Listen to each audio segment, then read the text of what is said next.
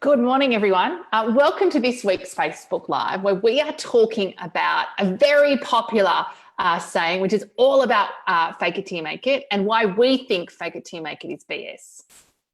Yeah, this nomenclature, this language, this funny way we have of trying to trick ourselves almost into thinking that something's okay or we can do something that actually is really not true to us. And when we think of the word fake, it's not real, it's pretense, it's we talk about fake and plastic, and it's kind of throwaway, it's cheap, it's not long lasting. So immediately we use a word that has so much baggage and so much connotation to it.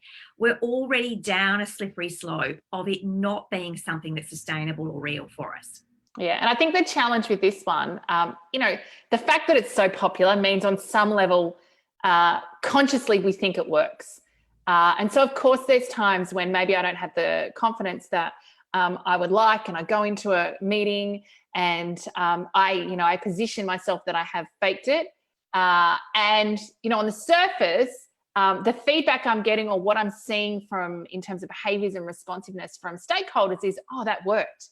Of course, the challenge is we've all been in situations where perhaps someone said all the right things, they've done all the right things, and something hasn't sat right. We've kind of been there going, oh, this sounds good, but it doesn't feel good. And I think when we talk about the fake it till you make it kind of strategy, if we call it that, is that it may seem to work in the doing, but actually most of your stakeholders, because the authenticity wasn't there, because there was something going on for you, your stakeholders are going to feel that energetically, at least on some level. And I think the risk always is when that's going on, when there's a lack of congruency between, how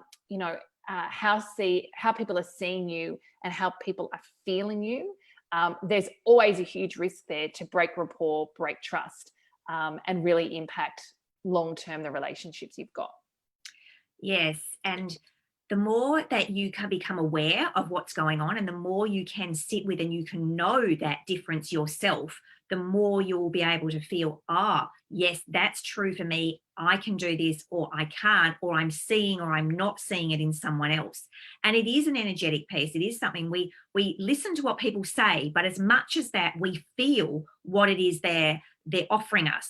And so when we don't have that, that true confidence, when we don't actually have that sense of ourselves, when we're not actually being authentic, people are actually getting that message as well. And so there's this disconnect almost between I'm hearing what you're saying, but this is what I'm experiencing. And, we talk about, if I pretend that I've got my confidence, at 10 out of 10 and I walk into a room, but actually really inside me, it's only like a 2 or 3, that is going to come across in a very strange and incongruent way to other people. So it's not going to be something that works sustainably for any length of time. And even, in the moment of trying to convince ourselves and to fake it for that moment, it always has, unfortunately, some not good repercussions.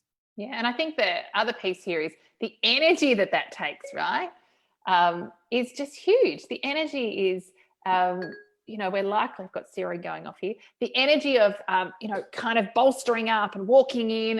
And if you truly do think, if your reality is you're a 2 and you're trying to be a 10, then the reality is you're going to be super hyper vigilant. Your fight or flight system is going to be incredibly activated because you'll be fearful of being found out. So all of that energy is going to confuse how you're being perceived and experienced by your dynamics as well. And so, we know that when we're in fight or flight, we're not turning up as our best self anyway. But I wonder, is it really possible to be faking it and not be in fight or flight? And I don't think you could be, because particularly if the stakes are anywhere from medium to high, the fear of being found out, which of course leads us into imposter syndrome, that old friend, is significant. So it's kind of funny that one would actually trigger, another scenario, which we won't go into today, but actually, trying to influence one strategy actually creates another problem. Yes, yeah. I think this is kind of the the funny catch with this. I've started off faking it. I'm going to feel like I'm an imposter. Like just energetically, this is actually getting harder and harder and harder to be something that I can actually hold with any level of congruence and anything that I can deliver longer term. So I think the piece here is, once we understand that that's not something that's sustainable, it's not something that's valuable, what do we actually do? And what is it that we can do differently in order that we're not down this having to pretend or fake it till we make it path?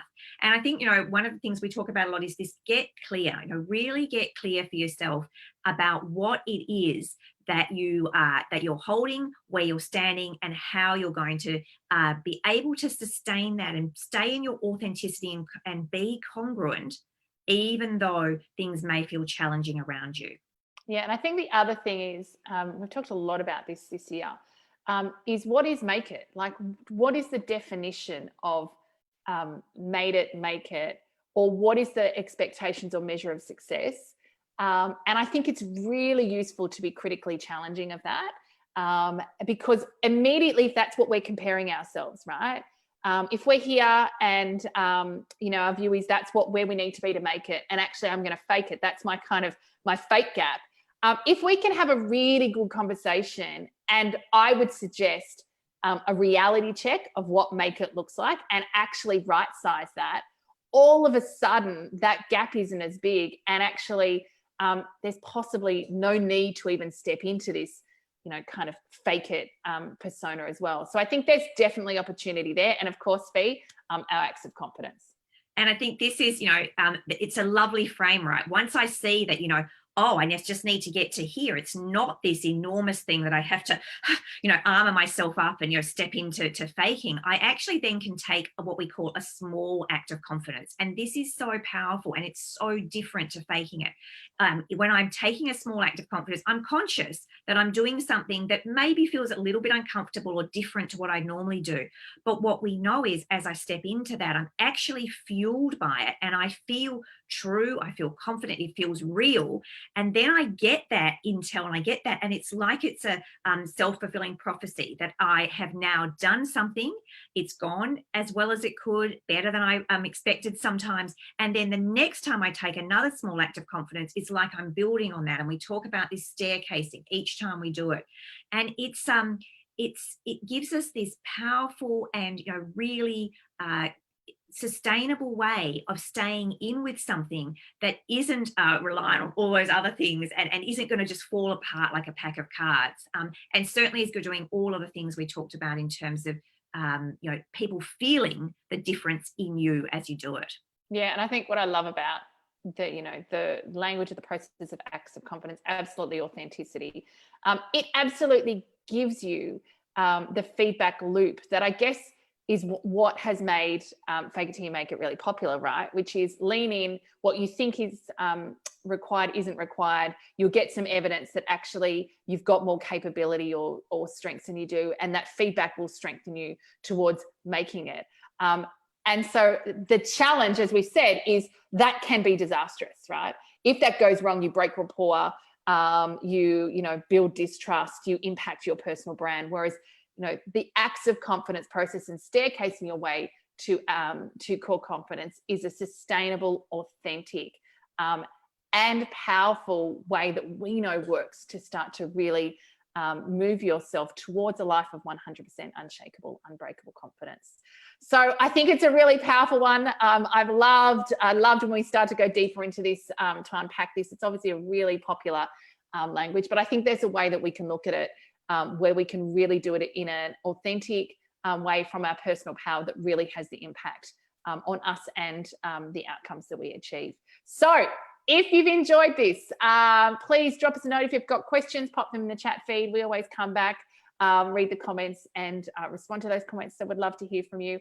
If this conversation resonated with you, or if you know someone for whom would benefit from them, please share it or tag them below. Or if any of our confidence conversations could be of benefit to anyone in your community, we always would love and appreciate you guys sharing the word as well. And of course, if you've got some things that you perhaps would rather talk with us about privately, please drop us a note.